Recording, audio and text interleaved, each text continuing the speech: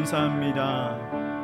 오늘 우리에게 예배 드릴 수 있는 귀한 시간을 허락하여 주시고 주님 앞에 나오게 하여 주심을 감사하며 오늘 말씀을 전할 때 전하는 자나 받는 자가 동일하게 은혜 받게 하시고 그 말씀 가운데 생명을 발견하고 예수 그리스도를 바라보며 오늘도 이 땅을 살아가는 주의 성도들이 되게 하여 주시옵소서.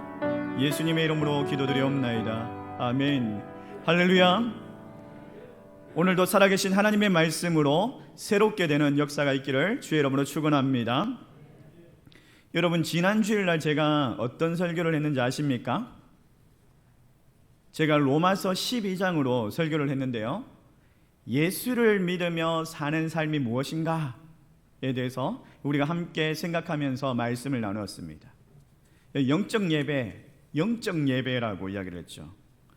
그 영적인 예배가 뭐냐? 우리의 몸으로 하나님이 기뻐하시는 거룩한 산제사로 드린다라고 하면서 첫 번째로 이 세대를 본받지 말고 마음을 새롭게 하여 변화받아 하나님의 온전하신 뜻을 분별하는 것, 이것이 영적인 예배다. 우리가 이렇게 살아가야 한다라는 것을 말했습니다.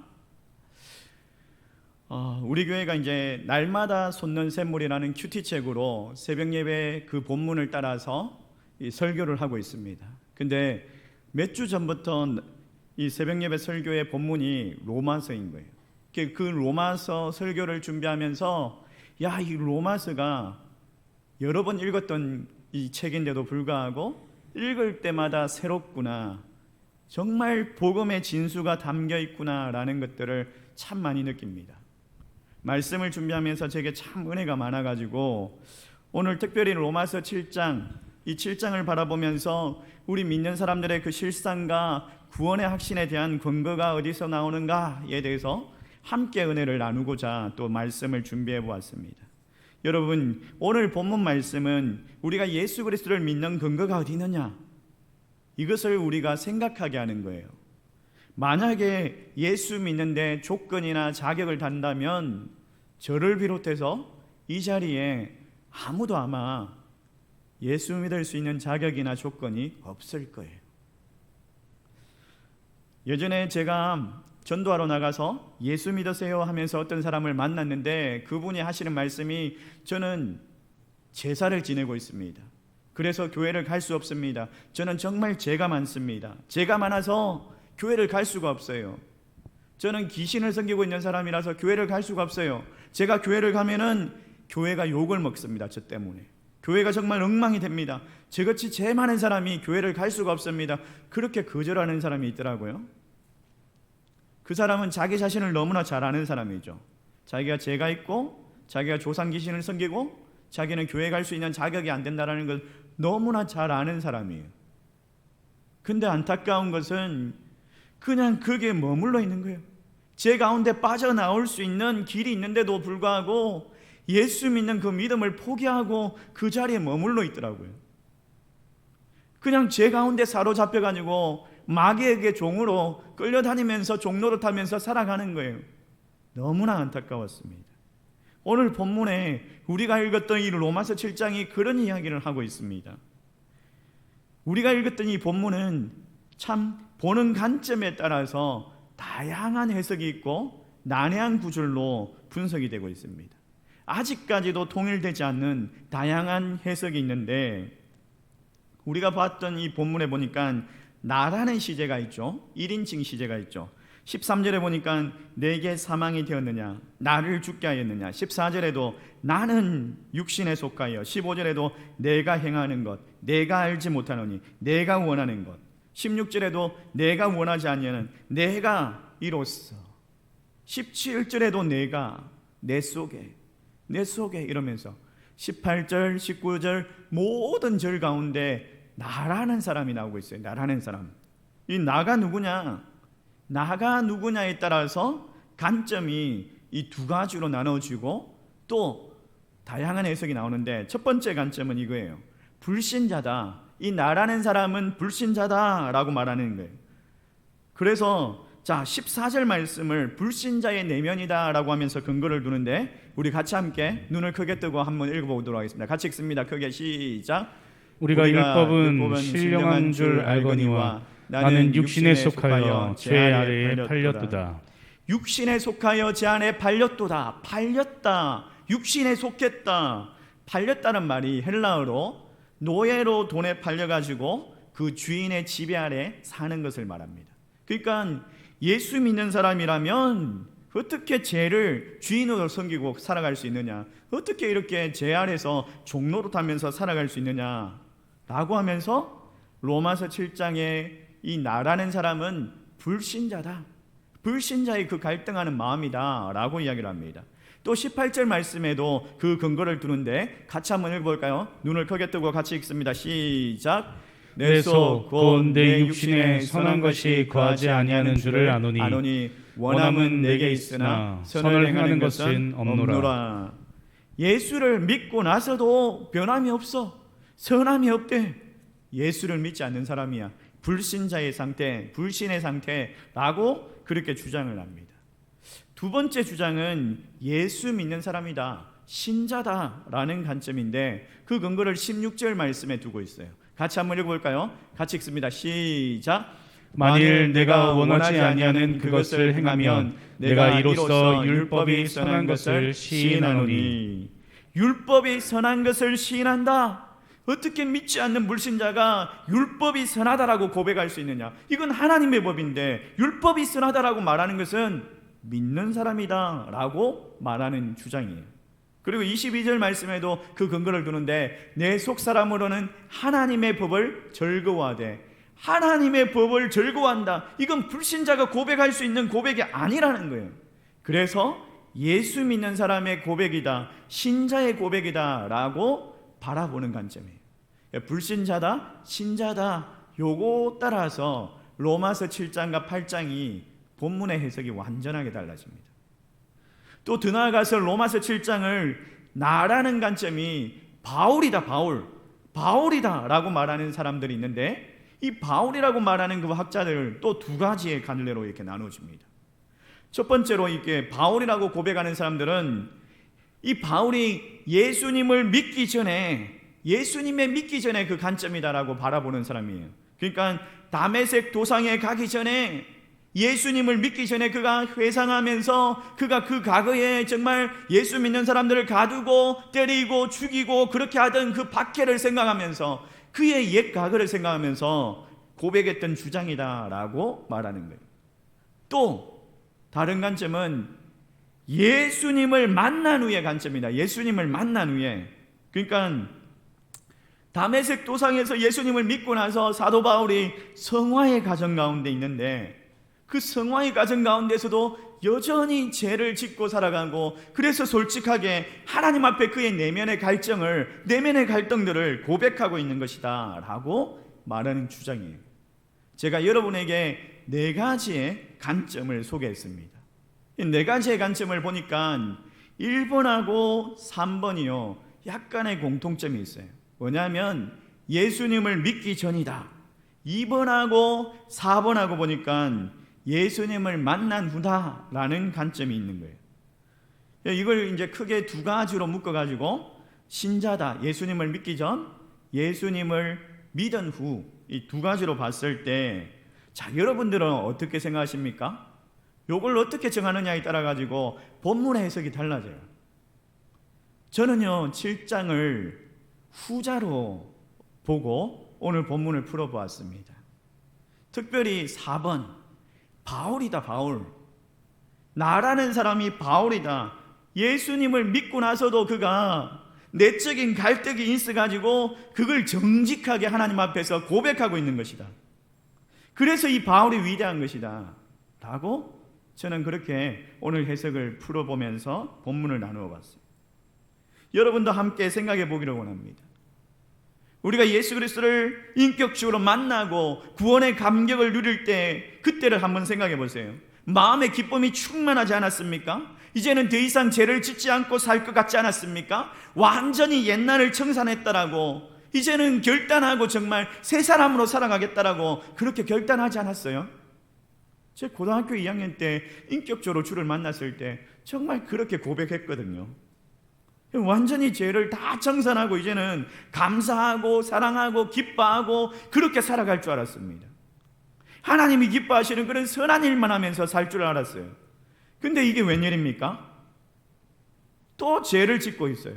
생각하지도 못했는데 그 은혜의 순간이 지나가고 나니까 돌아서니까 나도 모르는 사이에 그 죄의 유혹 가운데 넘어지고 있고 그 죄가 막 일어나고 있는 거예요. 내가 다 버렸다고 생각했는데 그 죄를 다시 짓고 있는 비참한 내 모습을 발견하게 되는 거예요. 지금 목사가 되었어도 의로운 척하고 살아가면서도 여전히 내 안에 죄가 있다는 것을 발견하고 정말 참 비참하구나. 그런 모습들. 내가 이거 예전으로 돌아가는 것 아닌가? 솔직히 저만 그렇습니까? 여러분, 사실 많은 그리스도인들이 실제로 겪고 있는 그런 문제 아닙니까? 그래서 내 모습을 바라보면서 내가 진짜 구원받은 거 맞나? 내가 진짜 정말 천국 갈 수 있는가? 어떨 때는 구원의 확신을 잃어버리고 전도할 용기도 없고 내가 예수 믿는다, 교회 다닌다 이 말 하기가 용기가 안 나. 그렇게 살아가고 있지 않습니까? 사도 바울이 자기의 그 모순적인 모습을 바라보면서 혼란 가운데 있는 거예요. 그러면서 하나님 앞에서 정직하게 고백하고 자기의 그 내면의 갈증, 내면의 그 갈등들을 말하고 있는데 15절 말씀을 현대인의 성경으로 이렇게 이야기하고 있습니다. 우리 눈을 크게 뜨고 같이 한번 읽어보겠습니다. 같이 읽습니다. 시작. 나는 내가 하는 일을 이해하지 못합니다. 이것은 내가 원하는 것은 하지 않고 도리어 원치 않는 것을 하기 때문입니다. 도대체 내가 왜 이러는 거야? 내가 왜 이렇게 사는 거지? 도무지 자기 자신을 이해할 수가 없다는 거예요. 죄를 짓고 싶지 않은데 죄를 짓고 사는 거예요. 내가 뭘 해야 되는지를 아는데 아는 대로 행하면서 살아가지 못하는 거예요.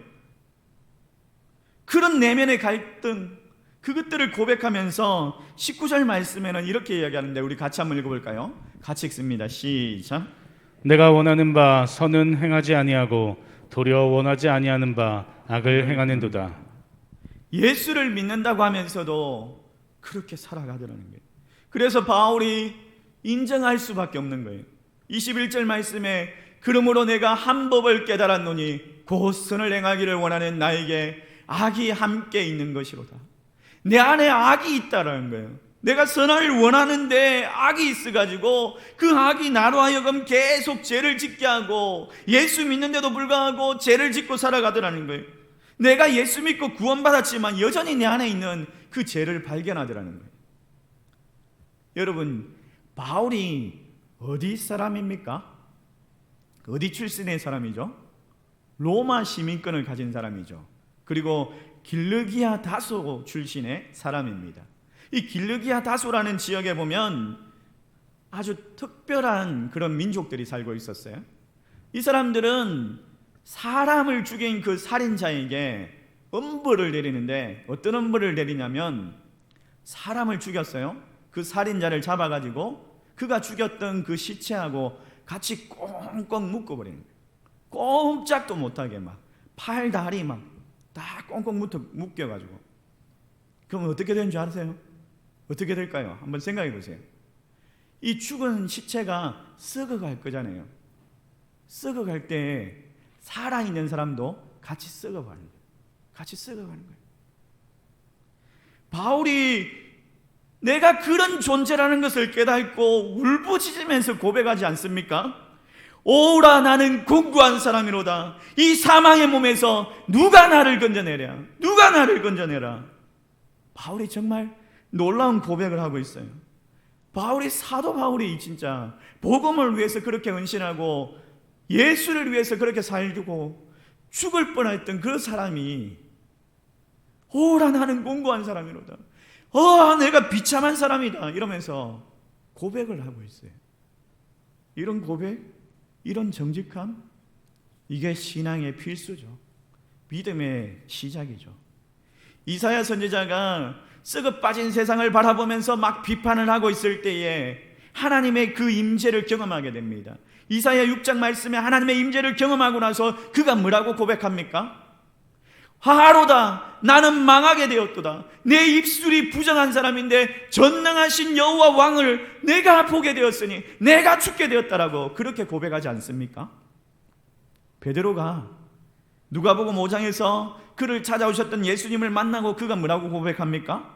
주여 나를 떠나소서 나는 죄인이로소이다. 정직하게 자기 자신을 고백하고 있어요.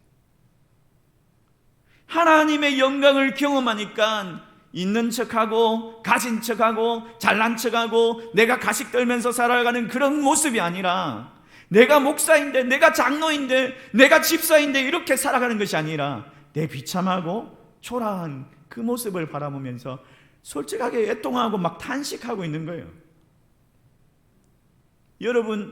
여러분의 삶을 한번 주목해 보십시오.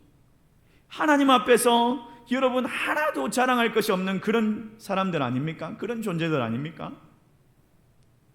예수 믿는다고 하면서 오늘 성경책 들고 교회 나왔으면서 죄를 짓지 않겠다고 하나님의 그 백성이라고 그렇게 고백하면서 살아가면서도 돌아서면 또 죄를 짓고 돌아서면 또 제 앞에서 무너지고 그렇게 살아가고 있지 않습니까?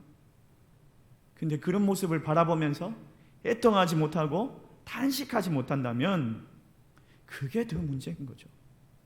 그런 모습을 바라보면서 도대체 내가 왜 이러는 거야? 나는 비참한 사람이다. 이런 바울의 탄식이 있어야 돼요, 우리에게도. 뭐 그리 별나게 예수 믿는데? 예수 믿는 게 다 그런 거지 뭐. 죄 짓고 살다가 주일날 교회 가서 예배 드리고 돌아서면 또 죄 짓고 원래 그렇게 사는 거야. 이렇게 당연하게 여기면, 죄에 대해서 문각문각하면 그게 무서운 거예요. 그게 썩은 시체하고 묶여가지고 잠들어 있는 거예요. 죽어가고 있는 거예요. 브레이크가 파열된 차가 막 절벽을 향해 막 달려가고 있는데 그 차 안에 가만히 앉아 있으면 그게 살아있는 사람입니까? 죽어 있는 사람이죠. 그냥 아무런 감정도 없고 아무런 감각도 없고 반응도 없으면 그건 죽은 사람이죠. 아니면 죽으려고 작정한 사람이거나. 예전에 제가 다녔던 이 교회 교육자들과 함께 겨울산, 소백산 이제 등반하려고 가고 있다가 이 언덕길에서 블랙아이스를 만난 거예요. 살짝 브레이크를 밟았는데 차가 막 미끄러져가지고 내려가는 거예요. 이게 오른쪽으로 떨어지면 절벽이에요. 다 죽어 이제. 왼쪽으로 박아야지 설 것 같아. 근데 차가 서지도 않고 계속 미끄러져 내려가는 거예요. 핸들을 그냥 왼쪽으로 끝까지 꺾었어요. 그리고 브레이크를 꽉 밟았는데도 차가 안 서. 내 맘대로 안 돼. 막 신경이 막 온통 막 식은땀이 막 나면서 입에 뭐 그냥 하나님 어떡합니까? 어떡합니까? 이러면서 기도가 막 나오는데 그것밖에 할 게 없어. 그 한 5분 10분 막 미끄러져 내려갔던 것 같아요. 근데 그 시간이 너무 길게 느껴지는 거예요. 여러분의 인생 가운데 절망해 보신 적이 있습니까? 멈추고 싶은데 멈출 수 없고 내가 알고 있는데도 아는 대로 되지 않고 죄에 대해서 우리가 그렇게 살아가고 있지 않습니까? 죄를 우리가 어떻게 할 수 있습니까? 우리가 예수를 믿었는데도 불구하고 우리의 힘으로 절대로 죄를 이기지 못한다라는 거예요. 목사라도 장로라도 집사라도 아무리 그 결심이 강한 사람이라도 결단을 해도 성품이 좋고 선한 일을 많이 해도 여전히 제 앞에서 무너지는 우리가 아닙니까? 사도 바울이 그걸 이야기하고 있는 거예요. 우리의 힘으로는 죄를 이기지 못한다는 거예요. 그래서 그 죄 앞에서 연약한 것을 자각하면서 탄식하고 애통하고 있는 거죠. 오늘 예배를 드리면서도 은혜를 받지 못하고 오늘 예배를 드리면서도 그 말씀이 귀에 들어오지 않는다면 왜 내가 이 마음이 굳어 있는 거야? 내 마음이 왜 이렇게 완곡한 거야? 왜 나는 이 은혜를 받지 못하는 거야? 이러면서 탄식하고 있는 사람은요, 영이 살아있는 사람이에요. 그래도 갈급하고 있는 사람이에요. 근데 말씀을 들었는데도 아무런 반응도 없고 그냥 그렇게 살아가는 거지 라고 생각하는 사람은 안타까운 거죠. 자고 있거나 영이 죽어 있는 거죠. 내 연약함을 바라보면서 애통하고 절망할 줄 알아야 돼요. 아, 나는 비참한 사람이구나. 누가 이 죽음의 몸에서 나를 건져낼까? 나를 구해낼 수 있을까? 이런 고백이 있어야 한다는 거예요, 여러분. 그런데 거기에 머물러 있으면 안 됩니다. 그냥 거기에 머물러 있으면, 그냥 거기에 머물러서 내 자아를 바라보고 있으면 우울해지고 자신감이 사라지고 죄책감만 가지고 그렇게 우적거리면서 살아갈 수밖에 없는 거예요. 그래서 사도 바울은 24절에서 자기의 연약함을 자각하고 누가 이 사망의 몸에서 나를 건져내랴 이렇게 절망을 하다가도 갑자기 25절로 넘어가 가지고 감사를 해요. 찬송을 합니다. 자, 25절 말씀 우리 한번 같이 읽어볼까요? 같이 읽습니다. 시작. 우리 주 예수 그리스도로 말미암아 하나님께 감사하리로다. 그런즉 내 자신이 마음으로는 하나님의 법을, 육신으로는 죄의 법을 섬기노라. 세상 사람들은 무릇무리요 사는 산이라, 사람은 자연으로 돌아간다, 인생은 허무하다, 허무무상하다 라고 이야기하는 사람들이 있는데 그렇게 끝 하면 안 된다라는 거예요. 성도라면 그렇게 끝 하는 사람이 아니라 25절로 넘어와야 되죠. 우리가 도저히 이길 수 없지만 그 죄를 예수 그리스도 때문에 그 죄 가운데서 건짐을 받는다라는 것을 알아야 되죠. 예수님은 우리를 죄 가운데 그냥 내버려 두시는 분이 아닙니다. 분명히 우리가 단식하고 있을 때에 그 단식에 머물러 있지 아니하고 예수 그리스도를 바라보면, 다시 도약하면 감사하고 찬송 있게 하신다라는 거예요. 우리에게 힘을 주신다라는 거예요. 어떤 사람은 예수를 믿었더니 더 많은 어려움이 생기고 더 많은 갈등이 생깁니다라고 고백을 합니다. 예수 믿으면 편안해질 줄 알았는데, 평강이 찾아올 줄 알았는데, 아니요. 더 많이 갈등이 생긴다라는 것은 영이 깨어있다라는 말이죠. 더 많이 갈등이 생긴다는 것은 살아있다라는 증거예요. 예수를 믿는다고 해서 우리가 육신 가운데 죽어지는 게 아니잖아요. 예수를 믿어도 우리는 육신이 여전히 있고 그 육신이 죄의 통로로 사용되는 거예요. 마귀가 육신을 통해서 사람을 조종하려고 하고 그 죄로 우리를 사로잡으려고 하죠. 타락한 영적인 존재인 마귀를 우리가 어떻게, 무슨 힘으로 이길 수 있겠습니까? 그래서 하나님께서 놀라운 복음을 주신 거예요. 그 놀라운 복음이 바로 예수 그리스도 아닙니까? 그분과 함께 십자가에서 죽고 그분과 함께 살아가면 새 생명을 얻는다는 거예요. 새 힘을 주신다는 거예요. 죄를 이길 수 있다는 거예요. 우리의 힘으로는 도저히 이길 수 없지만은 우리가 죽고 예수 그리스도가 살게, 우리의 힘이 아니라 예수 그리스도의 힘으로 그 죄를 능히 이길 수 있는 거죠. 그래서 사도 바울이 예수 그리스도를 통하여 건져주신 하나님을 찬양합니다라고 그렇게 고백하죠. 그러면서 또 나아가서 내 마음으로는 하나님의 법을 섬기고 육신으로는 제 법을 섬긴다라고 이야기를 해요. 무슨 말이냐면 세상 사람들은 세상의 법, 이 사망의 법만 존재하는 사람들이에요. 근데 예수를 믿고 나니까 우리 안에 또 어떤 법이 들어옵니까? 생명의 법, 하나님의 법이 들어오는 거죠. 성령의 법이 들어오는 거죠. 그래서 이 육신 가운데서 사망의 법과 생명의 법이 싸우는 거예요. 처절하게 싸우고 있으니까 갈등이 일어나고 고민하고 갈급하고 단식하고 애통하는 마음들이 생겨나는 거죠. 하나님의 영이 살아있다는 거예요. 근데요, 그 자리에 머물면 안 되고 거기서 절규하는 그 현장 가운데서 예수님을 바라봐야 한다는 거예요. 예수님을 바라보았을 때에 힘을 주시고 그 고난 가운데서도 감사하고 찬양하고 일어날 수 있는 거죠. 내 자신을 바라보고 있으면 아무런 소망이 없지만은 고개를 들고 예수 그리스도를 바라볼 때 우리에게 소망이 생겨나는 줄 믿습니다. 우리에게 찬송과 감사가 넘쳐나는 거예요. 사랑하는 성도 여러분, 우리의 삶 가운데 이런 은혜가 가득하기를 축원합니다. 지약된 세상을 살아가는 모든 성도들의 그 삶 가운데 날마다 예수 그리스도를 바라보면서 제 가운데서 일어나서 예수 그리스도와 함께 생명의 길로 나아가는 저와 여러분 되시기를 주의 이름으로 축원합니다. 우리 말씀을 생각하면서 함께 찬양하기를 원합니다.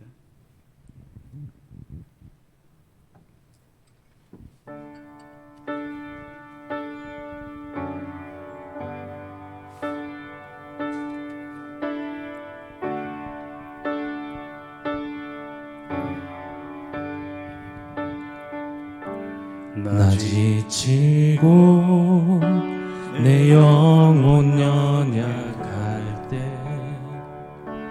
근심 속에 내 마음 무거워 주 오셔서 함께 하실 때까지 나 잠잠히 주님을 기다려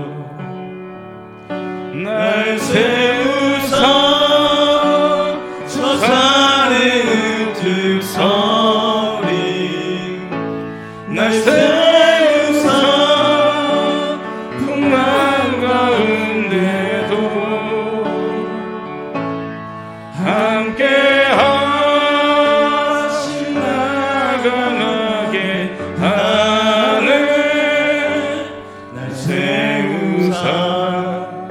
모든 것 할 수 있네.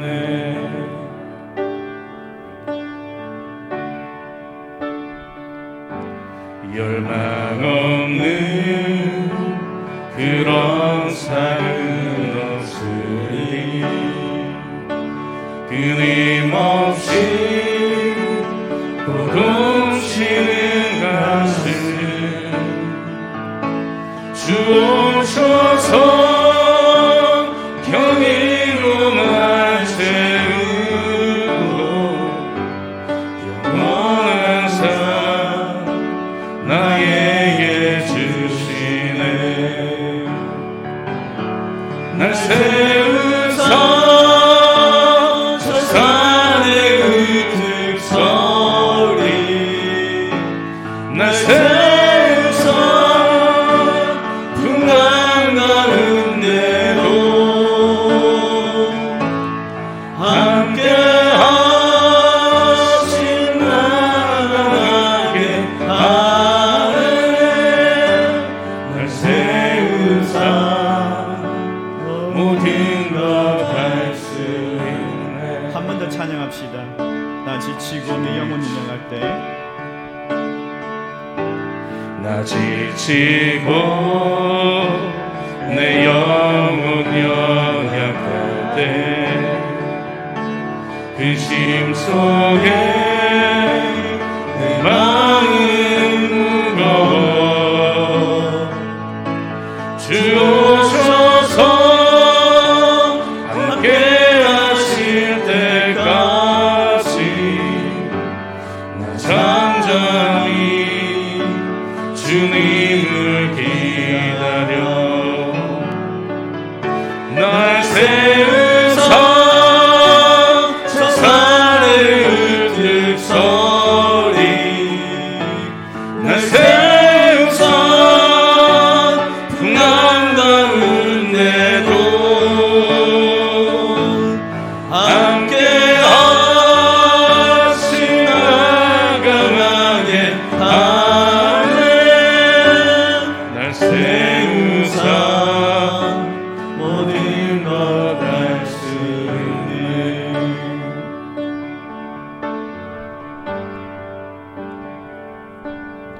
우리 함께 이 시간에 기도하기를 원합니다. 하나님, 내가 지치고 내 영혼이 연약할 때, 열망이 없는 그런 삶을 살아갈 때에 끊임없이 고통 가운데 있고 근심 가운데 있을 때 내 연약함을 바라볼 때엔 소망이 없지만은 주님 나를 찾아오셔서 나와 함께 하시고 주의 그 경이로움으로 나와 함께 하실 때에 하나님 영원한 삶이, 영원한 생명이 내게 주어지는 것을 믿습니다. 나를 세워주시고 하나님 내 연약함을 도와주셔서 하나님 나를 불쌍히 여겨주셔서 하나님 은혜 받지 못하는 나를 하나님 은혜 받게 하시고 하나님 말씀이 들리지 않는 나에게 하나님 말씀이 들려지게 해달라고 우리 합심하여서 함께 기도하겠습니다. 기도합니다. 살아계시고 역사하시는 하나님 아버지, 하나님 오늘 이 시간에 하나님 내 제약된 그 모습들을 바라보면서 하나님의 통하는 마음을 가져서 하나님 아버지 절구하는 마음을 가지고 하나님 아버지여 주의 아버지여 주의 도우심을 아버지여 찾습니다. 주여 아버지여 주를 찾습니다. 아버지 은혜를 낚아여 주시옵소서. 아버지 은혜를 낚아여 주시옵소서. 아버지여 주여 아버지여 부르짖기를 원합니다. 주여 아버지여 그 제약 가운데서 아버지여 머물러 있지 아니하고 주여 아버지여 고개를 들어 예수 그리스도를 바라보기를 원합니다. 우리의 소망이시고 우리의 믿음 되시고 우리의 구원자, 우리를 아버지 구원하신 아버지 주님 되신 아버지 예수 그리스도를 바라보며 주와 함께 걷기를 원하며 주와 함께 세워지기를 원하며 주와 함께 살아가기를 원합니다. 나는 죽고 예수로 살아가게 하여 주시옵소서. 나는 죽고 예수로 살아가게 하여 주시옵소서. 아버지 하나님, 아버지 하나님